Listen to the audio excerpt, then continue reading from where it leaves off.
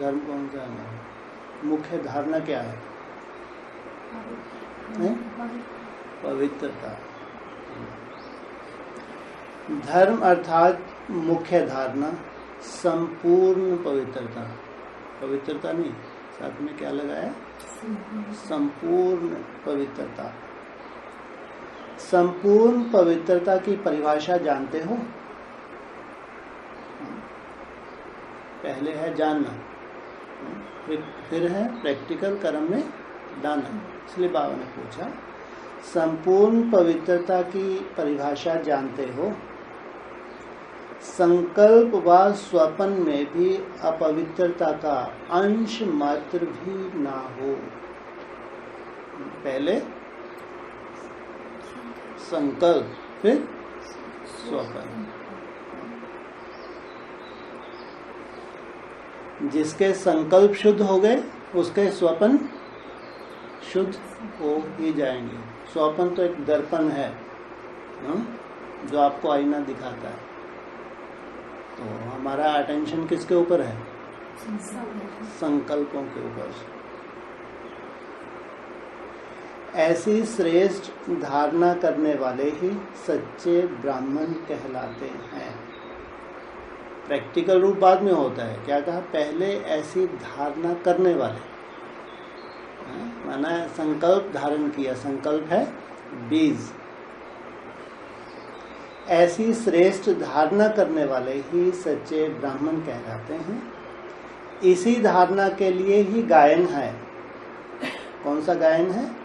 प्राण जाए पर धर्म ना जाए। जो धारणा कर ली वो धारणा ना जाए, प्राण भले चला जाए। किसी का प्राण गया? नहीं गया। अरे मुरली में किसी का प्राण नहीं गया? सुना मुरली में कभी? सुना किसी ने अपने प्राण तक भी दे दिए हो? सुना? किसका है? हाँ, जलंधर है। असुर था देवता था? असुर। जलंधर की माता का जिक्र आता है।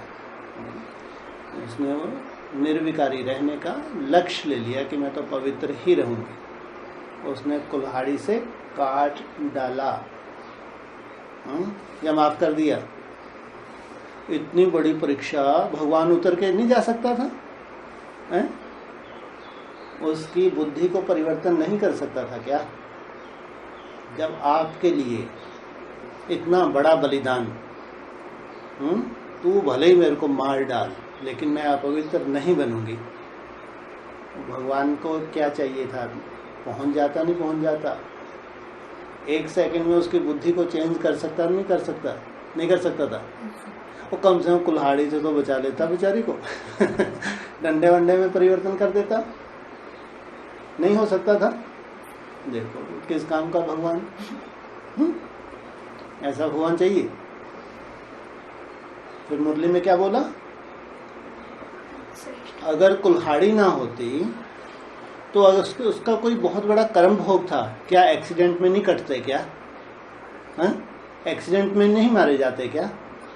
लेकिन उसका वो कारण बना। और बाबा ने मुरली में खास बोला, बच्ची बहुत ऊंच पद पाएगी। सोचो, अगर कोई हमारा बड़ा हिसाब किताब आ रहा है, भगवान के लिए अगर आप सहन करते हैं, भगवान के लिए अगर आप कदम बढ़ाते हैं, तो जन्म जन्मांतर के लिए आपका भाग्य बन जाता है। एक जन्म की बात नहीं, जन्म जन्मांतर की।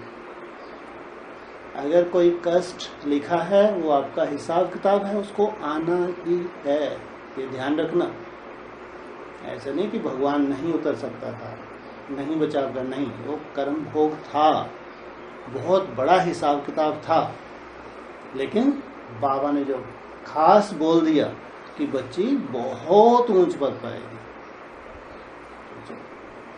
इतनी कड़ी परीक्षा बच्ची ने दी और जन्म जन्मांतर का अपना भाग्य बना लिया।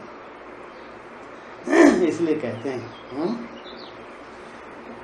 किसी भी प्रकार की प्राण जाए पर धर्म ना जाए। धर्म अर्थात धारणा, जो धारणा कर ली वो ना जाए। अभी वो बच्ची कहाँ गायब हो गई?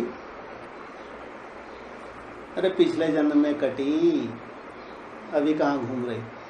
वायुमंडल में है? दूसरा जन्म कहाँ है?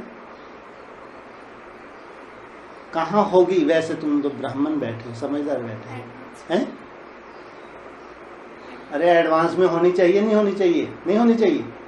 जहाँ डायरेक्ट भगवान पढ़ा रहा है उसके सन्मुख होना चाहिए, नहीं होना चाहिए? और बहुत अच्छी पुरुषार्थी भी होनी चाहिए, बहुत श्रेष्ठ पुरुषार्थी होनी चाहिए। ऐसी हिम्मत, ऐसा दृढ़ निश्चय करने वाले अपने को समझते हो। किसी भी प्रकार की परिस्थिति में अपने धर्म अर्थात धारणा के प्रति कुछ त्याग करना पड़े, सहन करना पड़े, सामना करना पड़े, या भगोड़े बन जाते हैं, साहस रखना पड़े, तो खुशी खुशी से करेंगे, मजबूरी से नहीं। अरे अब कहाँ जाएं? खुशी खुशी से, मजबूरी से, खुशी खुशी से करेंगे, पीछे हटेंगे नहीं, घबराएंगे नहीं। बाबा ने प्रश्न लगा दिया, घबराएंगे तो नहीं। त्याग को त्याग न समझ भाग्य अनुभव करना। क्या ये जो इतना बड़ा तुम त्याग कर रही हो, ये त्याग नहीं है, क्या है? ये तो और ही जन्म जन्मांतर के लिए प्राप्ति हो रही है। इसको कहा जाता है सच्चा त्याग।